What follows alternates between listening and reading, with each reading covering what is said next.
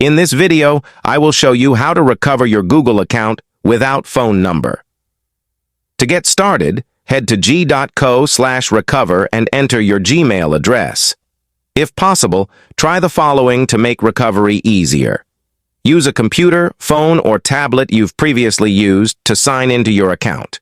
Use the same browser that you usually do, like Chrome or Safari. Be in a location where you usually sign in, like at home or at work. These steps help confirm that it's really you who's trying to recover your Google account. Don't worry if you can't remember exactly, just answer these questions as best as you can. Wrong answers won't set back any progress you've made or kick you out of the account recovery process. You may be prompted to enter an email address where you can be contacted about your account recovery request. Enter a contact email you can check now. If you don't have another email address, consider creating a new email address for Google to contact you.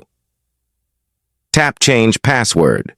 To reduce the chance of future lockouts, you can take the following security measures. Add a recovery phone number and email address to your account. Thank you for watching, and please don't forget to like and subscribe for more.